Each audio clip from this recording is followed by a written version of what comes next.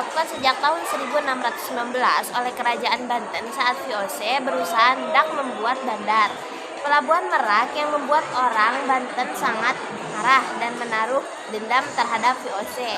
2.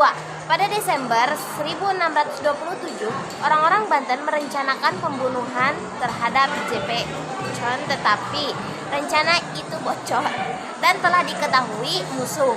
Kemudian mereka mengamuk dan membunuh beberapa orang Belanda. 3. Tahun 1633, ketika VOC bertindak sewenang-wenang terhadap orang-orang Banten dan berlayar dan berdagang di Kepulauan Maluku, maka pecah lagi peperangan antara Banten dan VOC. Sekian dan terima kasih. Wassalamualaikum warahmatullahi wabarakatuh. Orang-orang Banten merasa harga diri mereka dilecehkan. Mereka adalah penganut Islam kuat dan selalu memiliki semangat untuk menegakkan keadilan. Rakyat Banten menganggap orang-orang Belanda adalah orang-orang yang akan merusak tatanan kehidupan di tanah Banten. Pada saat kerajaan Sultan Ageng Tirtayasa, karena tidak ada satu ideologi dengan VOC, maraknya terjadi peperangan-peperangan yang dilakukannya melawan VOC atau kompeni Belanda, baik di darat maupun di laut. VOC sering melakukan blokade yang merugikan Banten. Politik divide et impera. Perlawanan rakyat Banten terhadap VOC dibangkitkan oleh Abdul Fattah, Sultan Ageng Tirtayasa, dan putranya bernama Pangeran Purbaya, Sultan Haji. Sultan Ageng Tirtayasa dengan tegas menolak segala bentuk aturan monopoli VOC dan berusaha mengusir VOC dari Batavia.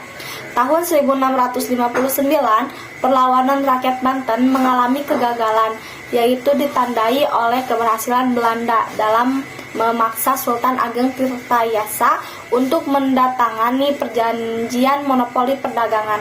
Tahun 1683, VOC merupakan politik adu domba divide et impera antara Sultan Ageng Tirtayasa dengan putranya yang bernama Sultan Haji, sehingga terjadilah perselisihan antara ayah dan anak. Sultan Haji dibantu oleh VOC ketika mengalahkan Sultan Ageng Tirtayasa.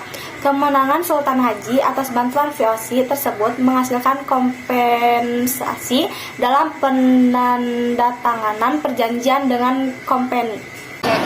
Pada tahun 1750 terjadi perlawanan rakyat Banten terhadap Sultan Haji atas tindakan Sultan Haji yang sewenang-wenang terhadap rakyatnya sendiri. Perlawanan ini berhasil dipadamkan oleh Sultan Haji atas berkat bantuan VOC. Sebagai imbalan jasa, VOC diberi hak untuk memonopoli perdagangan di seluruh wilayah Banten dan Sumatera Selatan. Dampak perlawanan Banten terhadap VOC. 1.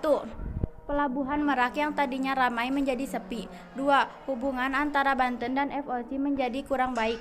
3. Terjadi kekalahan antara sultannya, terpaksa mendatangi monopoli perdagangan. 4. Adanya rasa persatuan dan pantang menyerah yang harus diteladani dan melawan penjajah. Tokoh-tokoh perlawanan Banten. 1. Sultan Ageng Tirtayasa melawan Sultan Haji yang bersekutu dengan VOC. 2. Perlawanan rakyat seperti peristiwa Geher Cilegon yang dipimpin oleh Kiai Haji Wasjid. Sekian.